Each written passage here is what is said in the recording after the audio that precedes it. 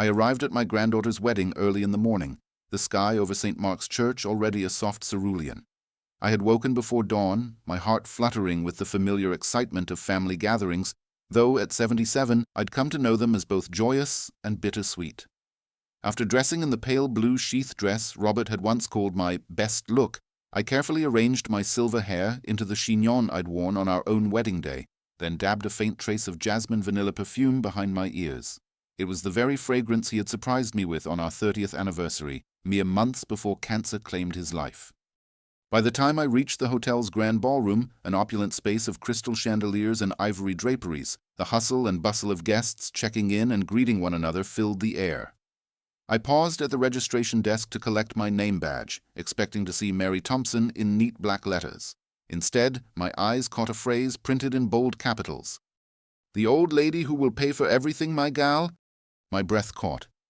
I stared at the text, willing the words to transform themselves. Behind the desk, the young attendant peered up at me with concern. "Is there a problem, ma'am?" she asked. I forced a polite smile. I think there's been a mistake," I said, my voice unexpectedly trembling. "This isn't my name." Her eyes widened as she examined the badge again.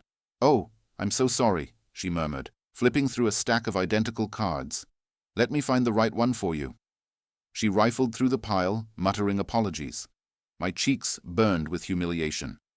At last, she handed me a new badge. Mary Thompson. Clean, simple, correct. Relief washed through me, but it was tinged with embarrassment. I pinned the proper badge to the bodice of my dress and stepped back, smoothing the fabric over my hips. I lingered for a heartbeat, observing the elegantly dressed figures around me, a cluster of college friends from Jennifer's childhood, her parents smiling proudly, and the flower girls in their ethereal white tulle. My heart lifted at their joy, but beneath the surface a quiet question gnawed. Had my own family really viewed me as nothing more than a walking checkbook? Inside the ballroom, long tables draped in ivory linen curved around a dance floor, polished to a mirror sheen. Bouquets of pastel roses and peonies perched atop silver candelabra, and the soft notes of a string quartet drifted through the air. I caught sight of Jennifer, resplendent in a lace-trimmed gown, as she exchanged shy smiles with her new husband, David. My son, Richard, escorted her down the aisle, his dark suit crisp and his expression one of proud emotion. And beside him stood Pamela, my daughter-in-law, tears glistening at the corners of her eyes. They noticed me then, and Pam hurried over, enveloping me in a warm embrace. "Grandma, you look wonderful," she whispered, brushing away an imaginary speck from my shoulder. "I'm so glad you're here." Her words were genuine, but I couldn't shake the sting of the badging error. Richard joined us, draping an arm around my shoulders. "Mom, you okay?" he asked, his tone gentle. I nodded, forcing a laugh that felt hollow. "Oh yes, just a little mix-up with the badges, all sorted now." Jennifer slipped her hand into mine. "I wouldn't have done this without you, Grandma," she said, her smile radiant. "Thank you for helping with the guest list, and for everything you do." I squeezed her hand, touched by her sincerity. Yet as I looked around at the elegantly set tables and the gleaming bars stocked with champagne and Chardonnay, I couldn't banish the memory of the first badge, the one that reduced me to the old lady who will pay for everything. My thoughts drifted back to Robert's study, where we had plotted the wedding budget over cups of cocoa. He had insisted that I use my savings to cover the costs, saying it was his gift to Jennifer's future happiness. I'd agreed without hesitation, reading each line of the spreadsheet with a contented heart. Back then, pay for everything had meant invest in love. Today, it felt like a label slapped across my dignity. I straightened my posture and resolved not to let a clerical error cast a shadow on this day. I took a deep breath, smoothing my dress and stepping into the throng of guests. A waiter offered me a flute of sparkling wine, and I accepted, lifting it in a quiet toast to the bride and groom. Around me, conversations blossomed.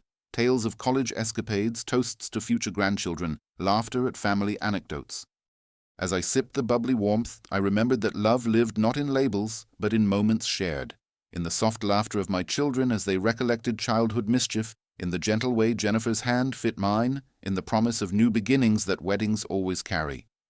Mistakes happen, names get switched, but the bonds of family, like the ones Robert and I forged over decades, are written not on badges, but in hearts. With that thought, I set aside my lingering embarrassment and stepped forward, ready to celebrate the union of two people I loved more than words could say. The soft strains of the string quartet gave way to a lively waltz as the reception began in earnest.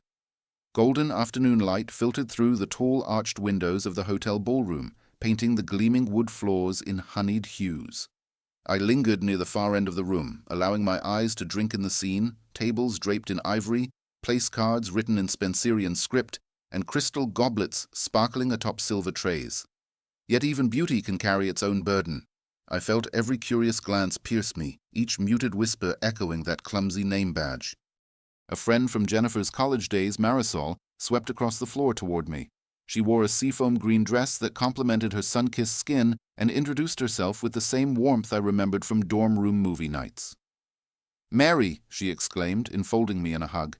"It's so wonderful to see you here." I returned her embrace, grateful for a friendly face. She pecked me on the cheek. "Richard said you were instrumental in making this day possible. Tell me, does it feel as magical as he promised?"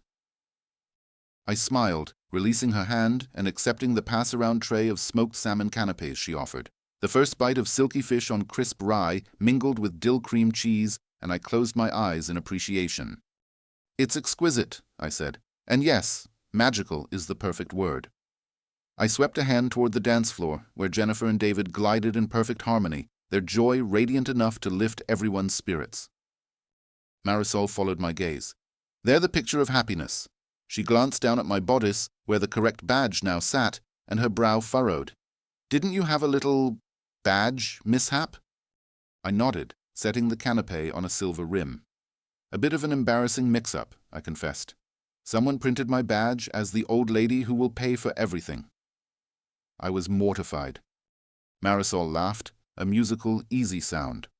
"Oh, heavens, that is unfortunate, but it's hardly how Jennifer sees you. You've poured your heart into this day." She reached out and squeezed my hand. "Don't let a typo steal your sparkle." Her words warmed me, and I tucked a stray silver strand of hair behind my ear. "Thank you, dear. That means a great deal." We moved together toward a high boy table where champagne flutes bubbled temptingly. A waiter topped off our glasses, and I raised mine in a small toast. "To Jennifer and David," I said, my voice firm with genuine affection. "May their life together be as beautifully crafted as this day." "To love," Marisol echoed, clinking glasses with me. We sipped, letting the fine acidity chase away lingering embarrassment. Nearby, my son Richard was engaged in lively conversation with his best man, Samuel, a tall, jovial fellow whose booming laugh filled every corner of the room. Richard caught my eye, excused himself, and came over. "Mom, how are you doing?" he asked, concern creasing his brow. I sensed the protective tilt in his voice. "Much better," I assured him, smiling. "Marisol here reminded me that one typo doesn't define me."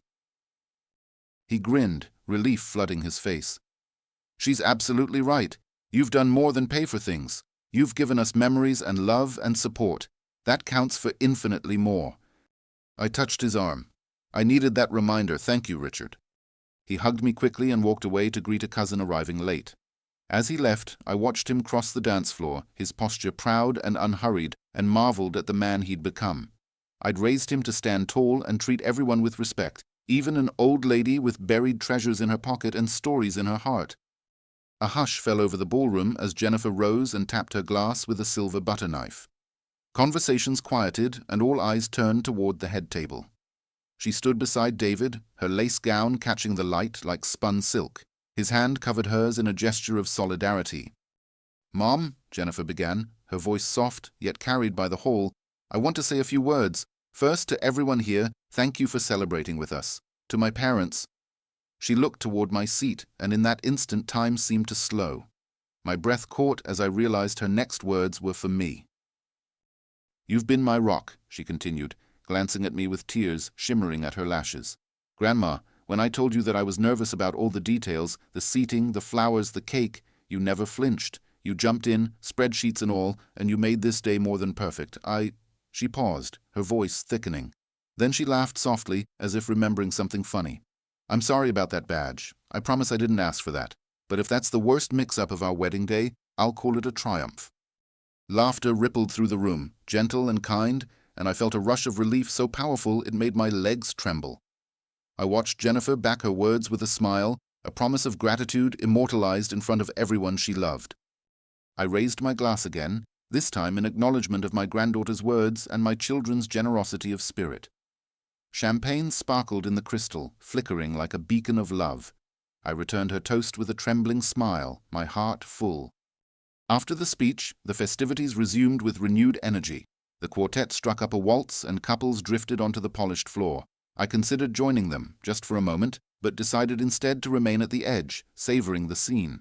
I lifted another flute of bubbly, but when I turned, my gaze landed on the forgotten badge lying on the floor, half hidden beneath a velvet drape. With a soft smile, I bent to pick it up. It was slightly crumpled, the words still clear. "The old lady who will pay for everything, my gal." I smoothed it between my fingers, feeling the weight of its words alongside the warmth of Jennifer's embrace. Folding it carefully, I tucked it into my clutch, a memento of how a simple mistake had revealed so much love in its correction. The music swelled, and the dancing resumed. I stood, clutching my bag, and made my way back to the center of the grand hall. There, beneath the glow of chandeliers, I lifted my glass one final time to the newlyweds, my family, and every joyful moment we had yet to share. The evening air was cool when I stepped out onto the hotel's marble veranda, the soft hum of conversation and laughter drifting behind me through the open doors. Lanterns framed the entrance, casting a warm glow on the stone balustrade. I inhaled deeply, letting the perfume of late-blooming jasmine from the garden below mix with the faint trace of my own jasmine vanilla scent. For a moment, I closed my eyes and simply stood there, feeling the gentle brush of a summer breeze against my skin. The reception had wound down to its last slow dances, and a few guests lingered on the terrace with post-midnight cocktails. Jennifer and David had slipped away for a private moment earlier, but I knew they would rejoin the festivities soon enough. I smiled at the thought of their first night as husband and wife, an intimate world all their own, built on the foundation we had helped lay. Turning from the edge of the villa, I made my way back inside, navigating between small clusters of guests engaged in quiet conversation. Near the guest book table, I paused to admire the calligraphy in silver ink atop its velvet cloth. Beneath it, friends and family had scribbled well wishes. "May your love shine brighter than the stars, to a lifetime of laughter and light. Thanks for including me in your joy." I ran a fingertip along one message that caught my eye. "Grandma, you're my hero. Thank you for everything." The handwriting was unmistakably Jennifer's loopy cursive. A warm flush spread through me. Despite the badge mishap and my lingering awkwardness, here was proof of her love. A waiter approached with a tray of mint-garnished cups of hot chocolate. "Madam, would you care for a nightcap?" he asked politely. I accepted, letting the steam curl around my fingers. The chocolate was rich and soothing, and I closed my eyes as I sipped, recalling how Robert and I used to share cups of cocoa on chilly autumn nights, talking about everything under the moon. Opening my eyes, I spotted Richard across the room, deep in conversation with his cousin Everett. Both men held brandy snifters and their laughter rang out like silver bells. Taking another sip, I made my way toward them. Richard spotted me and tipped his glass in a mock salute. "Mom, join us," he called. I smiled and slipped into the circle between them. Everett, with his easy grin and close-cropped hair, greeted me like an old friend. "Mary, it's been too long," he said, offering his arm. "Shall we wander the grounds?" I nodded. The three of us stepped outside again into the night, the garden fountains burbling in the distance. Lantern-lit paths wound around sculpted hedges and flowering shrubs, the scent of rose and gardenia heavy in the humid air. Richard draped his jacket over his arm, and Everett strolled beside me, hands tucked into his pockets. We walked in companionable silence for a while, pausing at the edge of a koi pond where lily pads drifted on glassy water. A lone fish stirred beneath the surface, rippling circles that caught the lantern glow. Richard rested a hand on my shoulder. "Thank you for everything today, Mom," he said quietly. "It was perfect." I glanced at him, touched by the sincerity in his eyes. "It was their day," I replied, lowering my voice so only he and Everett could hear. "I was simply honored to play a part." Everett cleared his throat. "Mary, you were the architect of tonight's magic. Without your generosity and your spreadsheets, none of this would have been possible." He waved a hand at the distant glow of the ballroom. "You built the foundation. My hat's off to you." Richard chuckled. "You're going to give her a swelled head, Eve." Everett winked. "She earned it." I laughed softly, the sound mingling with the water's gentle murmur. The moment felt suspended in time, a perfect tableau of family, laughter, and the quiet aftermath of joy. Eventually, the cold of the night nudged us back toward the warmth of the reception hall. We rejoined the dwindling throng of guests, many of whom were now leaning in to bid farewell to the newlyweds. I watched as Jennifer and David emerged, his arm around her waist, their smiles fresh and radiant despite the late hour. She caught my eye, waved and mouthed, "Thank you," with a laughter-bright glow in her expression. I raised my cup of chocolate in return, and she gave me a small curtsy of her head. A few more hugs were exchanged, and then the last of the guests departed into taxis and waiting cars. Jennifer and David's attendants began clearing tables, stacking chairs, and rolling up carpets. The room felt vast and echoing in its emptiness. I lingered with Richard and Everett until the final upright chair clicked into place against the table leg, then slipped on my shawl and prepared to leave. As we passed the guest book one final time, I reached out and ran my finger over Jennifer's heartfelt note. I slipped my fingers beneath the page and gently tore the corner, tucking it into the pocket of my shawl, a small memento of the night, a physical token of love and gratitude. Outside, the valet brought the car around. I settled into the back seat with Richard beside me and Everett in the front. The leather was cool against my dress, and the engine's purr was a lullaby. As the car pulled away from the hotel, I gazed back through the rear window at the softly illuminated facade, its windows darkening one by one.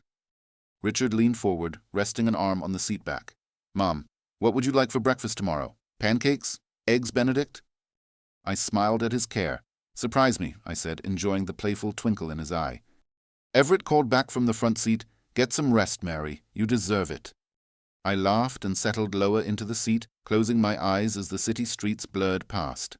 The cool night air seeped in through the slightly cracked window, carrying the distant echo of crickets. When we reached home, I slipped out of the car and inhaled the familiar scent of flowering jasmine climbing the garden wall by the front gate. I thanked the driver, then unlocked the door and stepped into the quiet hush of my house. The humidifier in the hallway hummed its reassuring rhythm. I paused for a moment, feeling the ache of tired muscles and the full warmth of a heart brimming with love and gratitude. I made my way upstairs in bare feet, the wooden floors cool underfoot. In my bedroom, I brushed out my hair, removed my dress, and climbed into the soft sheets. As I drifted off, the last emotional chords of the wedding day played through my memory. The misprinted badge that became a cherished keepsake, Jennifer's heartfelt toast, the laughter of family under lantern light. And then sleep claimed me, sweet, restorative, a gentle promise that tomorrow would bring pancake delights, lingering hugs, and the continuation of a story woven together by love, resilience, and the quiet triumph of family bonds. The morning after the wedding dawned soft and overcast, as if the sky itself wished to offer a gentle counterpoint to the splendor of the night before. I lay in bed for a few extra minutes, savoring the lingering warmth beneath my quilt and the faint echo of laughter still ringing in my ears. Finally, when the humidifier's rhythmic hiss nudged me awake, I rose and dressed in comfortable clothes, a cashmere wrap-over sweater in dove gray, soft trousers, and slippers that fit like a second skin. In the bathroom, I checked my reflection in the mirror. My cheeks were still rosy from excitement, and in my eyes glimmered the quiet satisfaction of a grandmother who had borne witness to her family's joy. I brushed my silver hair into a loose braid, far simpler than the chignon of yesterday, but equally elegant in its unassuming way. I reached for the jasmine vanilla perfume Robert had given me, touching only a light mist to my wrists and behind my ears. The scent, once reserved for special occasions, now felt like a talisman of comfort. Downstairs, I found the kitchen bathed in grey morning light. On the counter, overnight oats sprinkled with fresh berries and slivered almonds awaited me, Robert's recipe from our early years together. I poured myself a cup of tea from the pot on the stovetop, its steam curling into the cool air. The taste of chamomile and honey soothed my senses as I settled into the sunroom, the two chairs, one a time-worn armchair, the other a freshly varnished rocking chair, facing a floor-to-ceiling window that overlooked the garden. Through the glass, the world looked damp and soft. Drops of rain lingered on the petals of the rose bushes, and the lawn glistened like velvet. I took a slow bite of oats, feeling nourishment in every spoonful, and allowed myself a moment to reflect on the night before. The misplaced badge, the toasts, the hidden mementos tucked into my clutch, all of it felt woven together in a quilt of memories I could revisit forever. After breakfast, I rose and walked into the garden. The air was crisp, with the tang of freshly fallen rain. I paused by the rose bushes, blush-pink varieties that Robert had planted on our 20th anniversary, and brushed raindrops from their petals.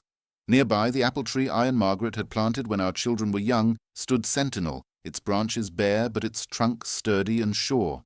I ran my hand along its gnarled bark, feeling the steady pulse of life beneath the surface. I had arranged for a light housekeeping service this morning, just a few hours to tidy the ballroom's leftover confetti and to return a rented archway to the florist's, but until then, the house was mine alone. I wandered back inside and wandered through each room, gathering wedding day mementos, the personalized matchboxes from the favors, the scattered flower petals, even a single white rose that had escaped the bride's bouquet. I placed them all in a shallow wooden tray on the dining room table, arranging them as though they were precious relics in a museum of celebration. By mid-morning, the housekeepers arrived, cheerful women in navy aprons armed with feather dusters and vacuum nozzles. I greeted them at the door, offered them tea and biscuits, and then retired to my study with a novel and a journal. The hum of activity floated through the walls as I read, turning pages lazily, and then paused to write a brief entry. September 12th, 9:45 a.m. Last night was perfect.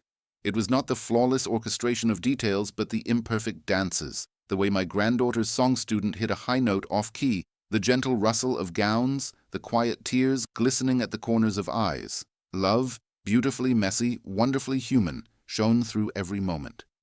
I closed the journal and blew out a breath I hadn't realized I'd been holding.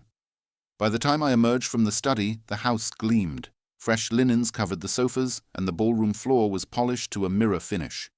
My tray of wedding day souvenirs remained on the table, untouched, yet somehow sanctified by the surrounding order. I carried the tray into the living room and placed it on the coffee table between the two chairs. The wood of the table, dark walnut, provided a rich contrast to the pale petals and matchboxes. I sank into the rocking chair, its gentle motion a balm to my tired muscles, and studied the mementos. Each object told a story. The embossed matchbox heralded late-night cigarettes, whispered between old friends. A curled petal from Jennifer's bouquet spoke of fleeting beauty. A discarded place card, imprinted with my proper name, reminded me that identity is reclaimed one moment at a time. A knock at the door announced my housekeeping supervisor returning the floral archway's base and a pair of large urns I had rented. I thanked her and suggested she could leave them by the side gate. She did so with a smile, and I watched her drive away, feeling the house return to its quiet equilibrium. For lunch, I reheated a slice of quiche Lorraine, a nod to Pamela's French influence side of the family, and paired it with a crisp green salad. I sat at the dining room table savoring each flavor as though it were part of the day's continuing celebration. Between bites, I called Jennifer to check on her first morning as newlywed. Her voice was still bright with wonder. "Everything is unfolding beautifully, Grandma," she said. "We're having our first breakfast as husband and wife, just the two of us." I could almost hear the sounds of a small kitchen, the clink of cups, the soft hum of conversation. "That sounds perfect," I replied. "Enjoy every moment." The afternoon unfolded with a leisurely pace. I tidied the study, filed receipts for the caterer, and made notes for next weekend's visit. Jennifer and David had invited me to stay in their new apartment for 2 nights, a treat I was already looking forward to. I then spent time in the workshop, smoothing the final edges of the clamshell box I had crafted last month. The cedar smelled warm and sweet beneath my sanding cloth, and with each stroke I felt grounded in the rhythm of creation. By late afternoon the sky cleared, and a brilliant sun cast long shadows across the rose garden. I retrieved the wheelbarrow and fertilizer from the shed and spread compost around the base of the bushes. My muscles ached pleasantly, a reminder that age was simply a measure of time past, not of capacity diminished. I paused in my work to soak in the golden light, recalling how Robert had done the same, wearing his favorite straw hat and humming a tune under his breath. As dusk approached, I washed my hands of earth and returned to the house, where the humidifier's gentle hiss greeted me once more. I prepared a light supper, broth with garden-fresh vegetables, and carried it to the sunroom. The 2 chairs, now imbued with the residue of celebration and the quiet of daily life, stood as silent witnesses to the ebb and flow of joy. I settled into the armchair this time, sipping broth and watching the last glow of sunset fade into twilight. Later, I poured myself a cup of chamomile tea and carried it upstairs to my bedroom. I placed the tray of wedding day mementos on the dresser, where they would await tomorrow's reflection. Slipping between the crisp sheets, I allowed the memories of the day, both the grand and the intimate, to wash over me like a lullaby. As sleep claimed me, I offered up a simple prayer of gratitude, for family, for love, for every imperfect, beautiful moment that stitches our lives into a tapestry richer than any name badge could ever convey. The dawn light on Thursday filtered through my bedroom curtains in pale, silvery shafts, glinting off the polished wood of the dresser where I'd placed my wedding day mementos, pressed rose petals, the clipped corner of Jennifer's guestbook entry, and that ill-fated badge with its bold, jocular insult. For a moment I lay in bed, my hand brushing each item as though greeting old friends, before rising and performing my familiar morning ritual. Refill the humidifier's water tank, stock today's compartment of the pill organizer, and brew a stout pot of coffee in the French press. By the time the sun rose fully over the neighborhood rooftops, I stood at my front door, dressed in a soft cashmere cardigan and dark trousers, clutching a small, elegantly wrapped gift. Jennifer had moved into her new apartment, just a few blocks away, in Midtown, and today was the day I promised to visit. I wanted to congratulate her and David on life after the wedding, to see their new home filled with the echoes of beginnings rather than the grandeur of a ceremony. My footsteps on the sidewalk hummed with anticipation as I walked down the familiar street. The air smelled of toasted leaves and exhaust, the city's signature perfume. I passed the corner bakery where I often picked up rye bread on Saturday mornings and the little florist shop where I had ordered the rose petals for the wedding decor. As I approached the glass-doored entry of Jennifer's building, I smiled at the plaque that read, "The Winthrop Residences." The lobby's marble floor gleamed, and a friendly doorman tipped his cap. "Good morning, Mrs. Thompson," he greeted. "Lovely day for a visit." "Good morning," I replied, handing him the small parcel. "I'm here to see Jennifer." He pressed the intercom button, and we listened as the chime sounded in the apartment above. Moments later, the door buzzed and clicked open, and I stepped into a hallway bright with natural light streaming through frosted windows. Jennifer's apartment was on the third floor, a compact two-bedroom with an open-plan living area and floor-to-ceiling windows overlooking the city. I found her in the kitchen, perched on a tall stool, stirring a skillet of scrambled eggs with chives. David stood beside her, back-turned as he reached into an open cabinet for coffee mugs. When he saw me, he broke into a wide grin. "Grandma!" Jennifer exclaimed, hopping down and rushing to envelop me in a warm hug. She smelled of lavender and sage, a scent that felt both fresh and familiar. "I'm so glad you came." David turned and offered his hand. His brown eyes were gentle and earnest. "It's wonderful to see you, Mrs. Thompson." I shook his hand, touched by how natural and kind his greeting felt. "And it's wonderful to see both of you happy," I said, placing the gift on the counter. "I brought a little housewarming present." Jennifer lifted the small box, wrapped in pale blue paper with a silver ribbon, and set it on the table. "I can't wait to open it," she said. I settled into a nearby chair as David poured coffee into the mugs he'd retrieved. The morning light danced across the countertops, illuminating a vase of daisies that Jennifer had arranged earlier. The apartment was modest but elegant, every surface tidy, every cushion fluffed, every book lined on the shelf. "You two have done a marvelous job," I said, looking around appreciatively. Jennifer beamed. "We wanted it to feel like us, cozy and welcoming." She gestured to the open kitchen cabinets. "Breakfast is almost ready. Would you like some eggs?" I nodded eagerly. "I'd love that."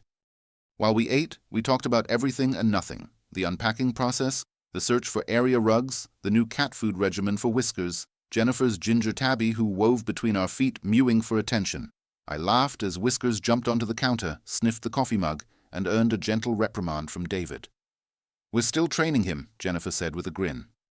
Between bites, Jennifer confided that city life felt different now that they were married. "Yesterday, on our way home, I looked at David and said, 'We're really doing this, our own little world.' It feels exciting and a bit scary."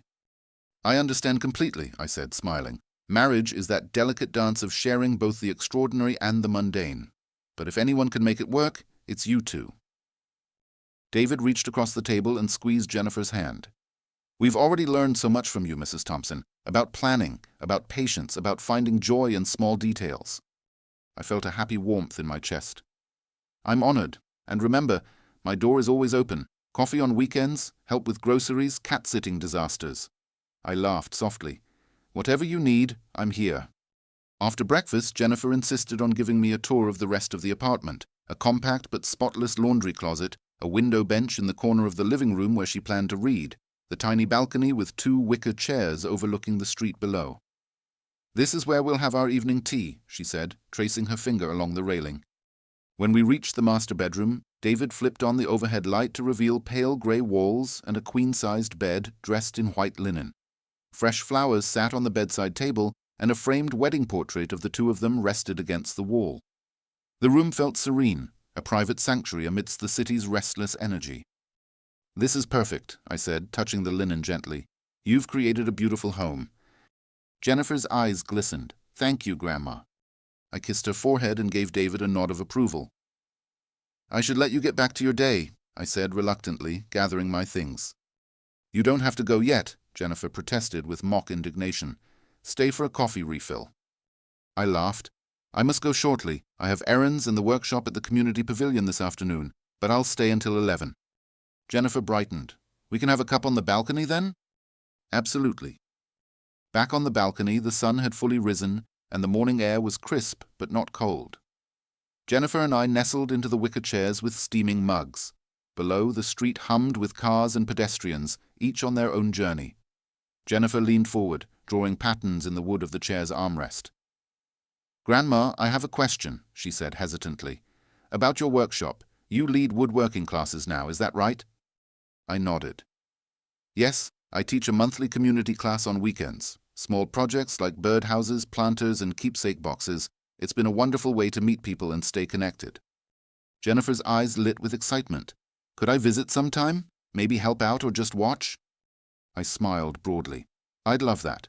In fact, we have an herb planter workshop this Saturday at the pavilion. You and David should come. I could introduce you to the group." "I'd love that," she said. "It would be so much fun." Our coffee cooled between sips, and we sat in comfortable silence, grandmother and granddaughter connected by shared memories and new adventures. I thought of the long years Robert and I had spent building our own home together, and how now I was helping build a community through the humble craft of woodworking. As the clock on my phone ticked toward 11, I hugged Jennifer again and promised to see her soon. "Come by on Saturday," I said, "and bring Whiskers. He can supervise." She giggled. "He'll love it."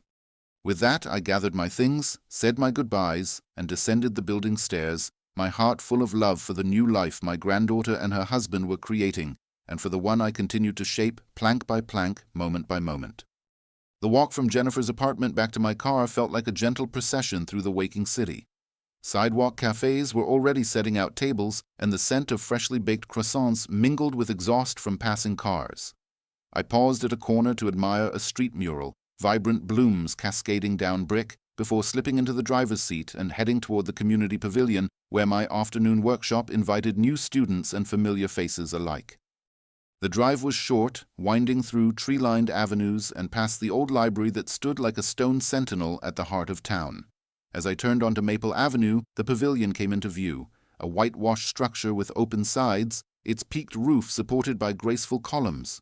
Volunteers had already set out folding tables in neat rows, each workstation marked by a name tag, a small block of wood, a ruler, and a pencil. A sign hung from the rafters in looped script, "Herb Planter Workshop, 2 p.m. I parked near the entrance and gathered my supplies, handouts I'd revised the night before, extra pencils, rulers, and a box of safety goggles now resting in my trunk. Stepping onto the pavilion's wooden deck, I breathed in the scent of cedar from the freshly cut lumber stacked to one side, and the faint aroma of thyme and basil from the planter kits arranged on each table. My heart swelled with anticipation. This workshop, more than any I'd taught, symbolized the bridge I was building between memory and community. At 2 o'clock sharp, I rang a small brass bell I'd brought for just such occasions, and the students turned their heads toward me. A dozen eager faces looked back. Retirees with weathered hands, busy mothers clutching notebooks, a pair of teenagers in denim jackets, and even a young couple expecting their first child, her hand resting protectively on her rounded belly. "Welcome, everyone," I began, my voice carrying across the pavilion. "I'm Mary Thompson, and today we'll create our own wooden herb planters, perfect for brightening windowsills, patios, or any nook that needs a touch of green. Whether you're an absolute beginner or have dabbled in woodworking before, you're in the right place." I gestured toward the demonstration table at the front, where a finished prototype gleamed under the afternoon sun. Its straight walls and notched handles formed a simple rectangle, with a groove at the bottom for drainage cups. "This is our model," I continued. "We'll walk through 5 steps, measuring and cutting panels, marking and chiseling half-lap joints, dry fitting, gluing and clamping, and finally applying a protective finish. Along the way, I'll share tips on wood selection, tool safety, and finishing techniques." I invited everyone to gather around as I demonstrated the first step, measuring a pine board and marking cut lines with a carpenter's pencil. My hands moved deliberately, the pencil's graphite line crisp and clear. "Always measure twice, cut once," I said with a smile, recalling how Robert would tap my shoulder and remind me of that same adage. I placed the board in a portable miter saw, and with the machine off, I explained the blade's alignment and safeguards before switching it on for the cut. The blade hummed, then the board separated cleanly. Applause broke out, both from appreciation and the gentle relief of a well-executed cut. Next, I showed them how to stack the panels and mark the half-lap joints. The students followed suit. Donna, a retired schoolteacher with nimble fingers, measured her marks with precision. Carlos, a young father, concentrated as he translated the demonstration to his own board. At my side, the expecting mother, Elena, laughed when her first chisel attempt chipped more wood than intended. I knelt beside her, adjusted her grip, and guided the chisel to pare away thin shavings until her joint fit snugly. Her face lit up at the improvement. "Thank you," she whispered. "I didn't think I could do this." Time passed in a pleasant blur of rhythmic sanding, the soft hiss of pencil lines being erased, and the occasional hum of an electric sander. Between sessions, I paused to refill water bottles and offer fresh coffee from a thermos, leaning in to field questions. What type of finish holds up best outdoors? Can I use reclaimed wood for this design? How do I prevent cracks when sealing? Each question was a chance to deepen their confidence and enrich our shared craft. By 3:30, most of the planters stood assembled, clamped corner to corner like small wooden coffers. I guided them through glue application, spreading a thin bead along the joint, pressing the panels together, and then tightening the clamps. "Leave these clamped for at least 20 minutes, I instructed. "While they set, we'll chat about wood care, and you can decorate your planter's exterior with naming stamps or small carvings." As clamps hissed and the afternoon light shifted, I demonstrated stain application on a sample, wiping on a rich walnut tone and then buffing away the excess. The wood took on a warm glow, its grain pattern highlighted in amber. I passed around the cloth and stain for willing participants to try. Several students lingered, savoring the tactile sensation of the chemically scented burlap cloth against their skin as they swiped the stain. Soon the sun began its western descent, casting long shadows across the pavilion floor. The warmth of the day lingered, and the air carried the faint song of songbirds returning to roost in the nearby trees. I rang the bell again to signal the end of the workshop, though few moved to leave. They clustered around the demonstration table, lifting their planters for a final inspection, exchanging smiles of triumph. "That is beautiful work," I praised, running my fingers along the beveled edge of one planter's handle. "Each of you brought your own style. Some chose bold stain, others left the wood raw for a natural look. These planters will hold more than just herbs. They'll carry memories of today's collaboration, of shared effort and new skills." A few students lingered to ask for finishing supplies or private lessons, a testament to their enthusiasm. I exchanged contact information, promising to be available for sanding tips over email and offering a follow-up session in 2 weeks. One young man, Thomas, admitted shyly that he was considering woodworking as a business venture. I tapped his shoulder. "You have the passion. Nurture it like an herb and you'll see it bloom." As the pavilion cleared and the last folding chair clicked shut, I packed my materials into a weathered tote bag. My back ached pleasantly from standing, and a warm glow of satisfaction spread across my chest. I paused to survey the empty tables, the discarded clamps, and the faint outlines of sawdust on the deck. This simple structure, open to sun and sky, had become a temporary sanctuary for creativity and community. Stepping outside, I glanced at my wristwatch, nearly 6 o'clock. The day's light was soft and golden, bathing the leaves of the surrounding oaks in a honeyed glow. I loaded my supplies into the trunk of my car and settled into the driver's seat. Before turning the key, I closed my eyes and offered a quiet thanksgiving to Robert, whose lessons in patience and precision had guided me, to Jennifer and David, whose trust had woven me deeper into the tapestry of family, and to every new friend I'd met, whose eager hands had revived my own spirit. Traffic carried me home under the veil of twilight, the city's streetlights awakening one by one. When I pulled into my driveway, my home greeted me with its familiar silhouette, the wraparound porch, the stone foundation, and the garden that still held the vestiges of yesterday's rain. I carried my bag inside, the pungent scent of wood and stain brushing against my nostrils, and paused at the threshold to admire the 2 chairs in the sunroom, the armchair I had used to read, and the rocking chair I'd brought inside this morning. Both stood ready, bearers of comfort and promise. Inside the kitchen, I found a note from Pamela taped to the fridge. "Dinner at 7? Hope you can stay." I smiled and wrote back on a scrap of notepad. Wouldn't miss it. See you soon. Satisfied, I washed my hands, removed the faint scent of stain from my fingertips, and began to prepare supper, perhaps a simple stir-fry of vegetables and tofu, because I needed something quick yet nourishing. As I chopped carrots and broccoli, I thought of the planters sitting under clamps in one corner, waiting for their joints to cure. Tomorrow I would unclamp them, sand the surfaces, and guide another student through finishing techniques. My workshop schedule was growing busier, but I welcomed every minute of it. This rhythm, tea and coffee in the morning, family gatherings, solo reflection, community teaching, wove my days into a tapestry richer than any I'd known before. Over dinner, I sat in the sunroom, the hum of the humidifier blending with the soft chirp of crickets beyond the open window. The two chairs, now reunited in their shared space, seemed to hum with potential. One remembered a badge mishap that had turned into a treasured keepsake. The other held the promise of seedlings taking root. I raised my glass of iced tea in a silent toast to the day's accomplishments and the chapters yet to come. Later, I climbed the stairs to my bedroom, each step echoing with the memory of children's laughter and sawdust-flecked benches.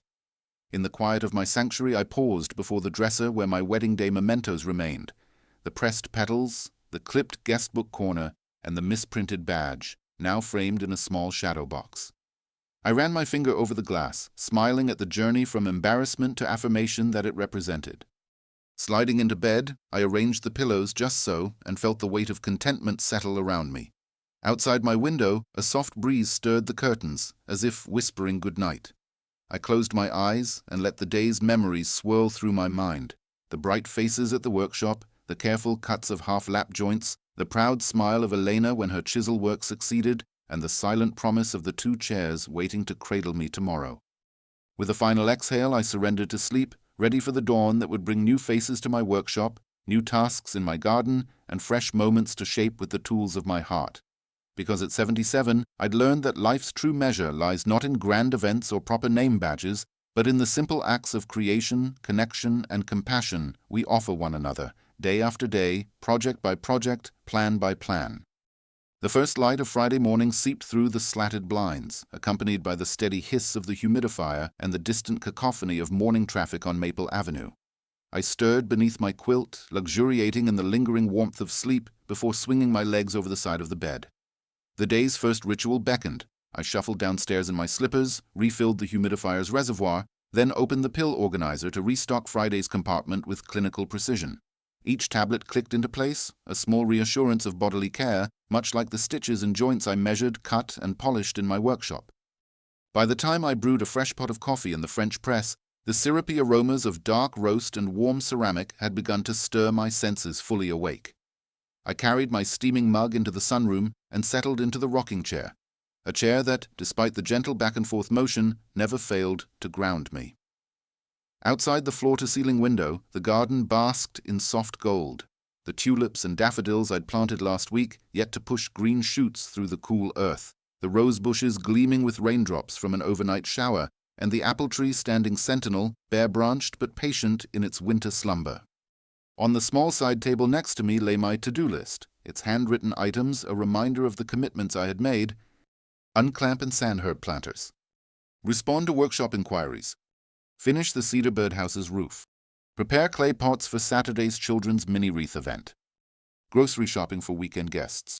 I sip my coffee in contemplative silence, the ideal way to begin any morning. Then, with resolve, I crossed to the workshop, adjusting the belt of my cardigan as I steamed toward the open door. Inside, the light bulb hung overhead, its glow warm but functional, illumined rows of chisels, planes, and jars of various wood finishes. The half-assembled birdhouse rested on the corner of the workbench, its cedar roof boards cut but not yet affixed, and nearby 4 herb planters lay clamped, their pine boards joined in neat half-lap corners awaiting final sanding. I removed the clamps from the planters one by one, hearing the satisfying creak as the pressure released. Setting each planter on the bench, I retrieved a sheet of 220 grit sandpaper and ran it along every edge and surface. The coarse grains smoothed under my palm, yielding at first to ridges and corners, and then gliding effortlessly across broad panels. I paid special attention to the inside grooves designed for drainage cups, those tiny channels that, once filled with clay discs or pebbles, would keep herbs happy and roots dry. After sanding, I brushed each planter with a soft horsehair brush, removing lingering dust and wiped them with a tack cloth. Their surfaces felt silken, edges refined, joints seamless. I stood back, nodding in satisfaction at the transformation from rough-cut pine to a finished vessel ready for a coat of finish. Next, I turned to the email inquiries that had arrived overnight. Back in the sunlit office corner of the workshop, I opened my laptop, clicked through messages from eager students, and drafted responses. To Mrs. Grant, I confirmed that reclaimed oak could be used for a rustic planter, provided it was planned smooth and free from nails. To Jacob, one of the teenagers who'd attended on Wednesday, I offered to show him specialized coping saw techniques at our next session. And to a new subscriber who asked about upcoming wreath-making classes, I sent the December 6th invitation again, along with a gentle reminder to RSVP by October 15th. With correspondence filed, I turned back to the birdhouse. Its main body, carefully cut and sanded weeks ago, stood ready. Now I measured and cut the roof boards of western red cedar, marking each precisely with pencil lines. I slipped on a dust mask before lifting the coping saw, its fine-toothed blade humming quietly as I followed my marked lines. Each board parted cleanly, the wood fibers parting in short curls. I tested one board on the birdhouse's peak, watching the overhang extend just so, enough to shelter hungry bluebirds from spring rains. Satisfied, I brushed on a thin bead of waterproof wood glue along the seam, pressed the boards together, and secured them with a small spring clamp. I repeated the process for the second roof panel, then cleaned up excess glue with a damp rag before it dried.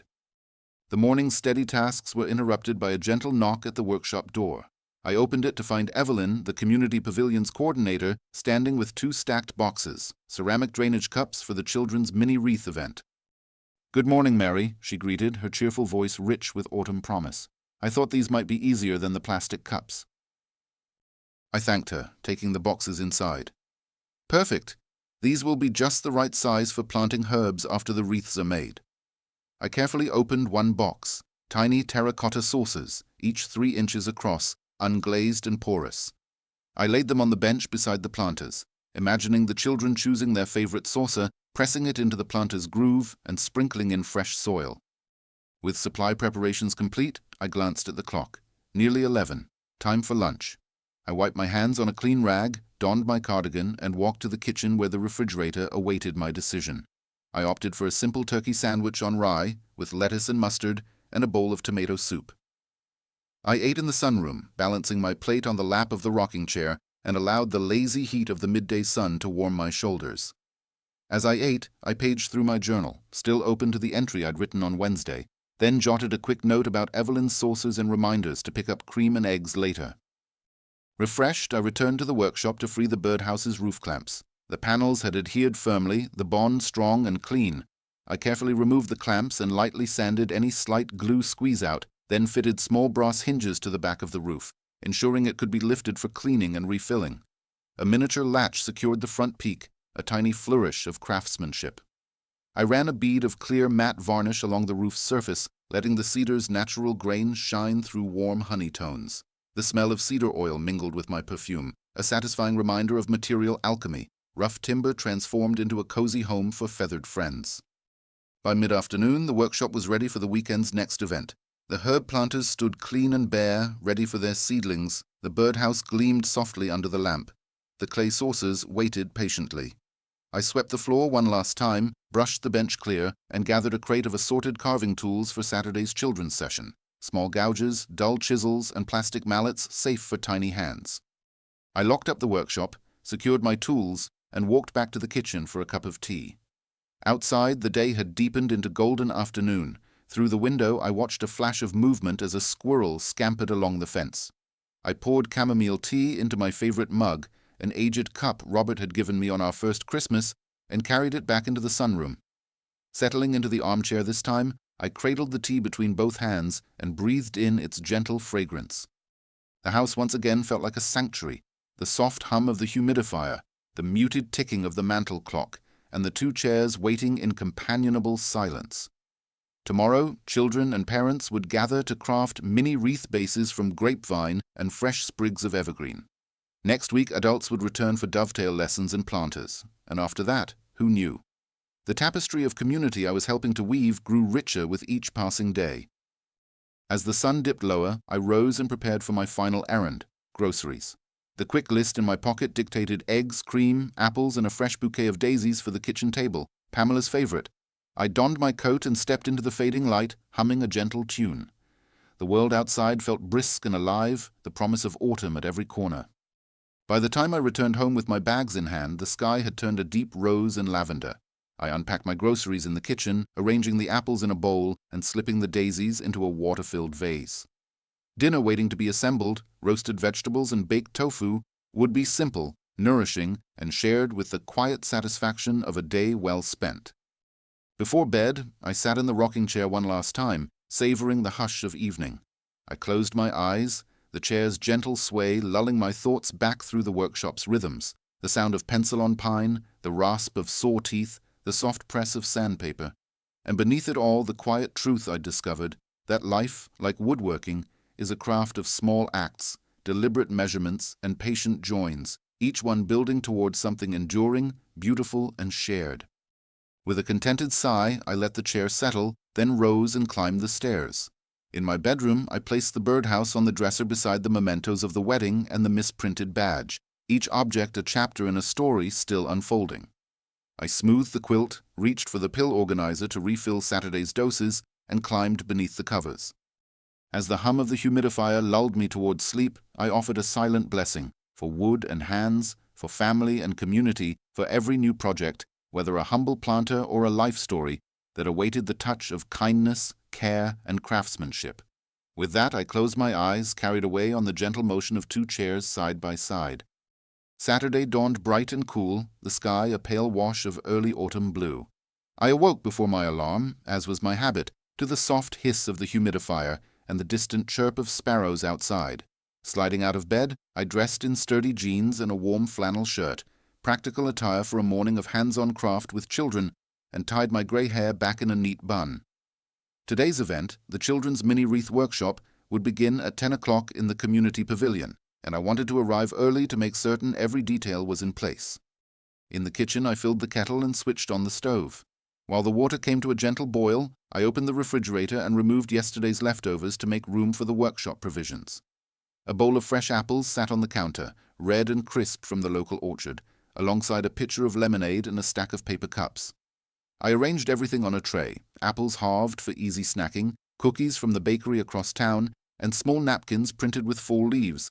I added a small vase of daisies, their bright faces nodding in approval of the plan. By 9, I had loaded the car, the grapevine wreath bases I'd picked up from the florist, bundles of evergreen sprigs, pine, cedar, holly with bright red berries, and the box of terracotta drainage saucers delivered the day before. I also packed extra ribbon in burgundy and gold, scissors, and low-heat glue guns with safety stands. Pausing at the door, I tucked the misprinted badge, "The old lady who will pay for everything, my gal," into my coat pocket, a talisman of humility and humor I'd carry with me through every workshop. The drive to the pavilion was brief, the crisp morning air stirring fallen leaves along the avenue. I parked beneath the maples whose leaves had begun to redden and carried my supplies onto the open-sided deck. Volunteers had already set out small folding tables and chairs arranged in clusters of 4, perfect for family groups. At each place setting lay a wreath base, a handful of evergreen sprigs tied with twine, and a length of ribbon draped over the back of the chair. A sign, hand-lettered on a chalkboard easel, welcomed families.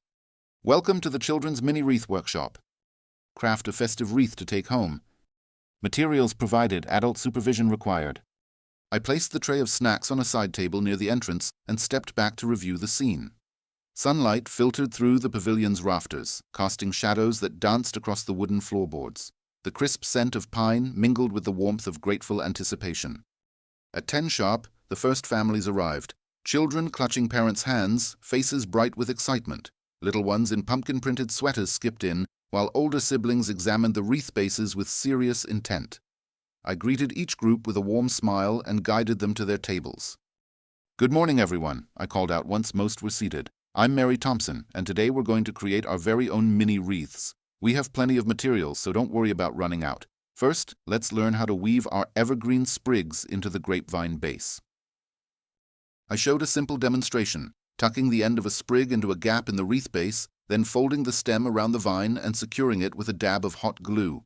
As I worked, I spoke in calm, measured tones. Remember, you can layer different types of greenery for texture.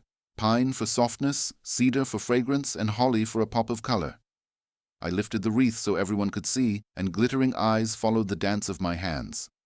Then I moved among the tables, kneeling beside wide-eyed children. "Here, Sarah," I said to a 6-year-old with braids, "try adding this holly sprig right here. See how the red berries stand out?" Sarah nodded solemnly, pressed the sprig into place, and giggled when a berry brushed against her nose. "That's perfect," I praised, wiping a stray drop of glue from her thumb. Parents hovered nearby, snapping photos and offering thumbs-up encouragement. A father named Michael asked if he could add a small pine cone he'd found on the walkover. I nodded. "Absolutely, nature's ornament," I said, and helped him attach it with a glue dot. The wreath now held cedar, pine, holly, and a tiny pine cone, a small forest in miniature. Midway through, I rang my small brass bell for a snack break. Children scrambled to the side table where I dispensed apple slices, lemonade, and cookies. Laughter and crumbs filled the air as families chatted about craft ideas and upcoming holidays. I sipped my own lemonade, savoring the sweetness and the communal hum of joy. After the break, we moved to the ribbon station. I demonstrated several tying techniques: a simple bow, a looped knot, and a cascading ribbon tail. "Ribbons can make your wreath look festive," I explained. "Choose a single color for elegance or mix two for contrast." Children examined the burgundy and gold ribbons, sometimes frowning in concentration as they tried to mimic the bow I'd tied.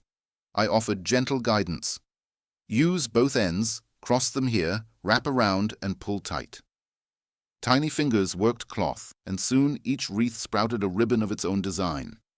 As the workshop neared its end, about 45 minutes after we began, I called everyone's attention to the display table at the front.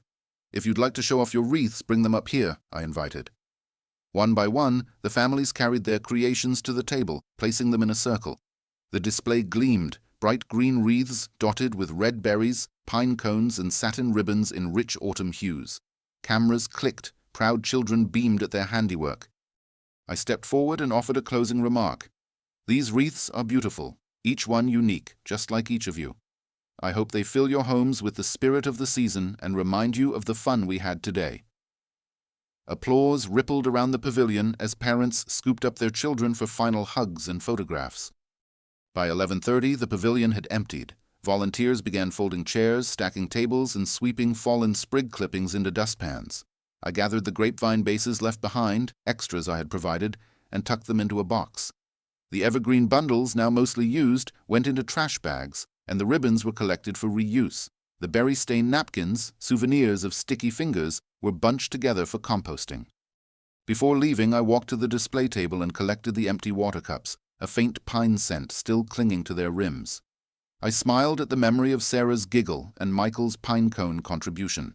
The pavilion felt hushed now, but the evidence of creativity lingered in the stray ribbon ends and the pattern of seed pods underfoot. Back at home by noon, I carried my supplies into the workshop for cleaning.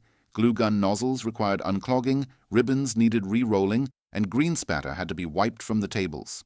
Outside, I paused to empty my shoes of fallen pine needles and dust, then stepped inside to prepare a light lunch: tomato basil soup and grilled cheese sandwiches, an old favorite that felt like a reward after a busy morning. I ate in the sunroom, gazing at the once-emptied 2 chairs that now held only the soft glow of midday sun. In my pocket, I discovered the misprinted badge. I took it out, smoothed its creases, and read the bold letters again.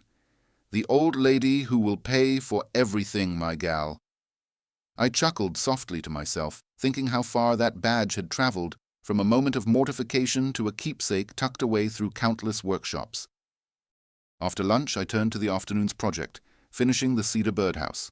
In the workshop, I removed the spring clamps, gently sanded any rough edges, and applied a final coat of weather-resistant spray finish. The cedar's grain deepened to a warm glow, and I affixed a small brass hook beneath the apex for hanging. As I worked, I recalled the children's wreaths, how each sprig and ribbon had reflected personal style, and felt the same sense of anticipation. Someone soon would hang this birdhouse in their yard, ready to welcome small feathered guests. By late afternoon, the birdhouse rested on a shelf beside the finished herb planters, each an artifact of community and creativity. I took a moment to run my hand along the smooth curves of the cedar roof and breathe in its earthy scent. My heart swelled with quiet pride, in the wedding that had reminded me of family bonds, in the adult workshop that had forged new connections, and in this morning's children's wreath event that celebrated the simple joy of making something with one's own hands.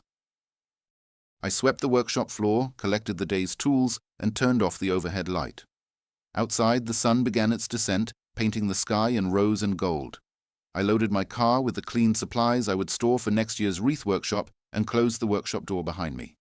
The house greeted me with its familiar hush, the humidifier still humming, the two chairs waiting in companionable silence. Inside, I brewed a cup of tea and carried it to the rocking chair. From this vantage point, I could see the garden beyond, the tulips and daffodils now dormant beneath mulch, the rose bushes poised for winter, and the apple tree's bare branches etched against the sky. I sipped slowly, letting the day's memories settle like fine sawdust in my mind, and offered thanks for every chapter of this ongoing story. As evening deepened and the last light faded, I rose and prepared supper. Roasted vegetables with quinoa, fresh and nourishing. After dinner, I returned to the sunroom to place the finished birdhouse on a small side table, its brass hook catching the lamplight, and draped my shawl over the back of the armchair.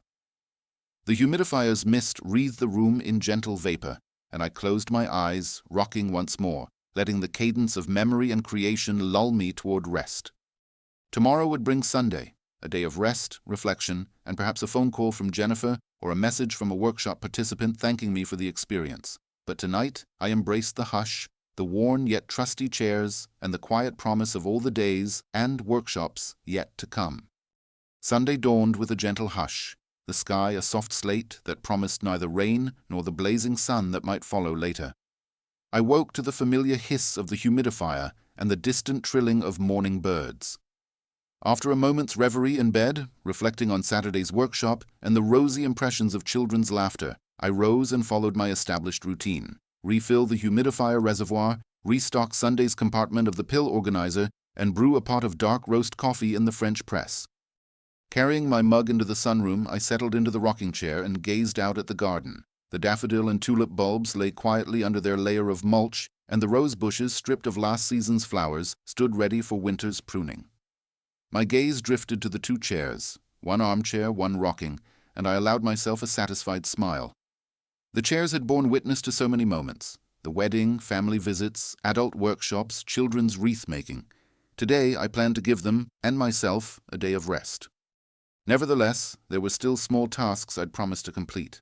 I retrieved my notebook from the side table, flipped to a blank page, and wrote, "Call Jennifer and David for a weekly check-in. Write thank you notes to volunteers and suppliers. Organize workshop photos into an album for the pavilion's bulletin board. Plan next week's private dovetail session with Thomas. Prepare a grocery list for tomorrow's meals." I folded the notebook closed and placed it on the coffee table. Finishing my coffee, I rose and padded into the kitchen to prepare a simple breakfast: oatmeal with cinnamon and sliced banana drizzled with honey. I ate at the kitchen table, the warm bowl radiating comfort, and allowed my thoughts to wander through memories of my own childhood Sunday mornings. Family gathered at the table, church services followed by laughter in the yard, and long afternoons spent reading in the shade of the apple tree. After breakfast, I carried my mug and notebook into the study, where my desk sat beneath a window overlooking the front gate. I tapped Jennifer's number on my phone. "Hello?" she answered on the second ring, her voice bright with contentment. "Good morning, my dear," I said. "How are you and David this Sunday?" "We're wonderful," she replied. "We tried that frittata recipe you gave us on Friday. It was delicious with our morning coffee." I smiled. "I'm so glad. It's one of Pamela's favorite brunch dishes." We chatted for several minutes about household errands, plans to host a small dinner for friends next week, and the adventures of Whiskers, who had discovered a hidden nook behind the sofa. Before hanging up, I reminded her of my grocery list for tomorrow and that I looked forward to seeing them again at the next workshop. With the phone call complete, I opened my stationery box and selected a set of cream-colored note cards. Using my best handwriting, I penned thank you notes, one to Evelyn for delivering the clay saucers, another to Marcia for her coordination help, and a third to the volunteer team from Saturday's workshop. I sealed each card in a coordinating envelope and labeled them for mailing. I dropped them at the post office on my way to pick up groceries later. Next, I turned to my laptop in the study and opened the folder of workshop photographs I'd downloaded after each session.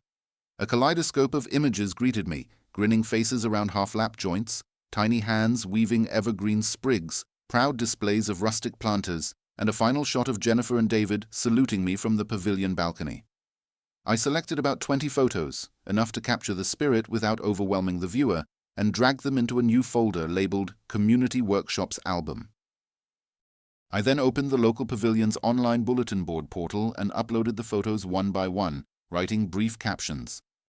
Crafting Herb Planters, August 9th Workshop. Learning Dovetail Joints with Henry, September Session. Children's Mini Wreath Creations, October 14th. Within minutes, the online board reflected a vibrant mosaic of community engagement. I leaned back in my chair, satisfied that I had preserved these memories for anyone who might browse the pavilion's upcoming events. By midday, the sun had broken through the clouds, warming the living room's hardwood floor. I carried a pitcher of iced tea to the sunroom and poured myself a glass. Its cool sweetness was refreshing after the morning's work. I sat in the armchair this time, journal in hand, and scribbled notes for next week's private lesson with Thomas, the teenager who aspired to launch his own woodworking venture. I outlined the plan for practicing sliding dovetail techniques to create a small keepsake box with interlocking corners. Thomas had mentioned wanting a project he could give to his mother for Christmas, and I intended to guide him through each step with patience and encouragement. With plans sketched, I set the journal aside and ambled into the workshop to survey my projects. The cedar birdhouse, now complete with its brass hook, rested on its display shelf. Beside it, the finished herb planters shone under the strip-light glow. I ran a finger along the smooth edge of one planter, remembering the hush of sanding and the laughter of students as they chose stains. I felt a deep gratitude for the materials and the hands that had shaped them, a tapestry of collaboration and care. A soft ping from my phone reminded me of the time, already mid-afternoon. I decided it was time for a light walk before the grocery run. I grabbed my cardigan, draped it over my shoulders, and stepped into the brisk air. Strolling down the block, I waved to neighbors tending their gardens and paused at the little community library kiosk to drop off a novel I had finished. A plaque above it read, "Take a book, leave a book," and I deposited a copy of Tennyson's collected poems in exchange for a gardening memoir. Returning home, I brewed a pot of tea, Earl Grey this time, and carried my purchases inside. The library memoir lay on the coffee table waiting, along with the grocery list I had scribbled in my notebook: milk, eggs, yogurt, whole grain bread, apples, carrots, and a small bouquet of daisies for Pamela. I set the list on the counter for later, then poured my tea into a favorite cup, its blue floral pattern a gift from Lorraine last Christmas. Settling into the rocking chair once more, I opened the gardening memoir to the first chapter. The author's voice, warm, reflective, and eager to share both triumphs and mishaps, welcomed me into a new narrative. Outside, the garden's breeze rustled through the pear tree's branches, and the heaviness of the week lifted. As the afternoon waned into early evening, I closed the book and rose to prepare a light supper, a vegetarian frittata studded with roasted vegetables and a crisp green salad on the side. I set the table in the dining room, lit a single candle for ambiance, and savored the ritual of cooking for one, a mindful act of self-care. After supper, I washed the dishes, the water warm against my skin, and dried my hands before returning to the sunroom. I gathered my journal, the memoir, and the stationery box, ready to begin new entries and perhaps write to a friend. The humidifier's mist curled about me in the lamplight as I sat in the armchair, reflecting on the procession of days, from the wedding celebration to the workshops that knit community together to today's quiet achievements. Tomorrow would bring the grocery run, the private lesson with Thomas, and the first autumn pruning of the rose bushes. But tonight, I let the gentle motion of the rocking chair carry me into peaceful contemplation. I opened my journal to a new page and wrote, "Today I honored both community and solitude, sharing my craft with eager hearts, then returning to the simple joy of a well-worn book and a cup of tea. In these rhythms lies the balance I seek." With a contented sigh, I closed the journal, extinguished the candle on the table, and headed upstairs. In my bedroom, the mementos of the wedding and workshops, pressed petals, mailed notes, the misprinted badge, rested together on the dresser, silent witnesses to the narrative of my days. I tucked myself beneath the covers, pillow plumped just so, and let the hush of Sunday night lull me towards sleep, eager for the dawn of Monday and the continuation of a life crafted with intention, care, and love. Monday morning arrived crisp and clear, as if the sky itself approved of the stories we had woven over the previous 10 days. I awoke to the familiar hiss of the humidifier and the distant song of a lone robin perched on the windowsill.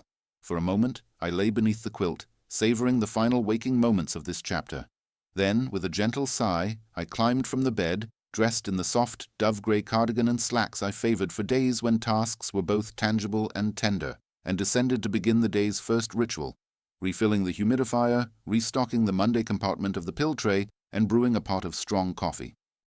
My mug cradled between two hands, I carried the steaming brew into the sunroom and settled into Margaret's armchair, an anchor amidst the ever-turning tides of days and projects. Outside, the garden lay poised between seasons. The bulbs beneath the mulch hummed with latent energy, and the rose bushes, now pruned, stood like skeletal sentinels awaiting spring rebirth. Beside me, the rocking chair gleamed with its smooth finish, a vessel of possibility ready to receive new hands and ideas. I reopened my journal to the page where I had sketched the dovetail lesson for Thomas. The lines were neat, the dimensions carefully noted, and the margin bore Thomas's initials. Today was our scheduled session, a fitting capstone to the series of workshops that had filled my calendar. I made a note of tea in the pavilion's lobby at 2 p.m., then set the journal aside and turned my attention to the morning's first task, unloading the groceries I had purchased yesterday. In the kitchen, I unpacked cartons of eggs, a jug of milk, a loaf of whole-grain bread, and that small bouquet of daisies I had promised Pamela. Each item found its place in the pantry or fridge, and the daisies bloomed brightly in their vase, their petals reflecting the slender beams of light that danced across the countertop. With the kitchen ordered, I prepared a simple breakfast, poached eggs on toast, savored at the dining room table while I reviewed my plan for the day, morning at home, afternoon teaching, and evening reserved for reflection. At precisely 1 o'clock, I donned my coat, tucked my journal and tools into a satchel, and stepped out into the warm midday sun. The air smelled of earth and blossoming jasmine, and I greeted neighbors along the way. Mrs. Becker tending her front hedge, the Thompsons walking their dog Pearl, each exchange a small thread in the tapestry of community. The pavilion's doors stood open when I arrived at 1:50 p.m., sunlight pouring in and illuminating the polished wooden floor. I set my satchel on a side table and unwrapped the dovetail jig I had fashioned for Thomas, a simple wooden guide that would help him position his boards at the correct angle. As I laid out chisels, saws, and a plane, I felt a gentle excitement. This was not a group workshop, but a one-on-one session, a final, intimate exchange of knowledge passed from one generation to the next. At precisely 2 o'clock, Thomas appeared through the pavilion's open doorway. He carried an aura of purposeful anticipation, his hands instinctively brushing stray wood shavings from his jeans.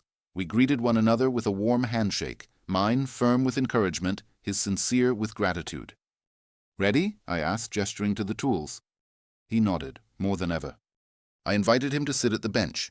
Together we revisited the art of marking pins and tails, measuring each line in pencil before committing wood to blade. I demonstrated the first saw cut, my hands steady from decades of practice, and then Thomas, took the saw.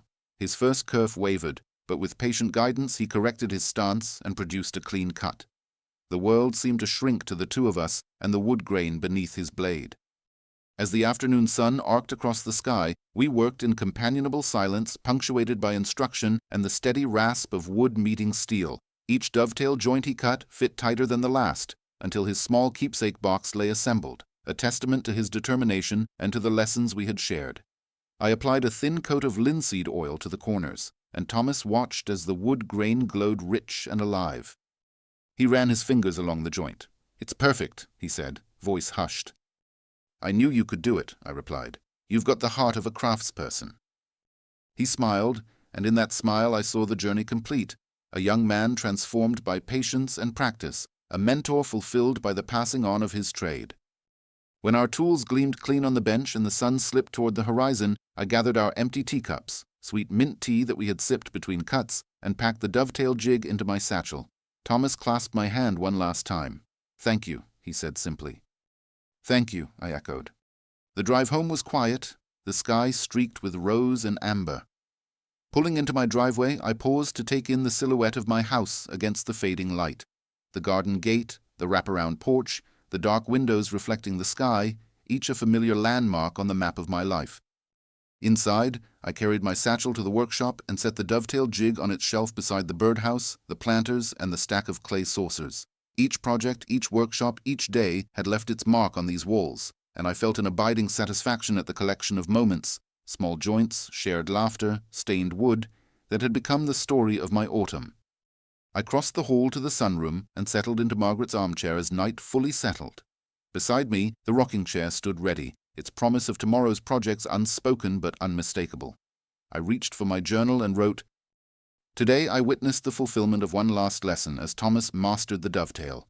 And now, in the quiet of this evening, I recognize the arc of all we have built, family, community, craft, and I rest content in the knowledge that each joint, each planed surface, each shared cup of tea has woven us together into something enduring. No badge can define the worth of these moments. They are carved in heartwood and memory."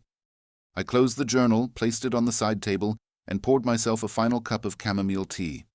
As I sipped, the distant chime of the mantel clock echoed through the house, marking the hour. Tomorrow would bring new dawns, perhaps a phone call from Jennifer, a note from a student, or the opening pages of the gardening memoir I had borrowed, but tonight I embraced completion. Rising, I extinguished the lamp and walked to the center of the sunroom. I paused between the two chairs, one of memory, one of possibility, and let my fingers brush the upholstery. Then I turned, climbed the stairs, and slipped into bed, the pillow cool against my cheek. As sleep claimed me, I carried the hush of the workshop, the hum of the humidifier, and the echo of Thomas's triumph with me into dreams. In the end, it was never about name badges or even the wood itself. It was about the stories we carve together, the legacies we finish and pass on. And in that quiet knowledge, I found a peace more lasting than any varnish, a warmth more radiant than any lamp. The final page had been written, but the heartbeat of each memory would echo through the rooms of my life forever.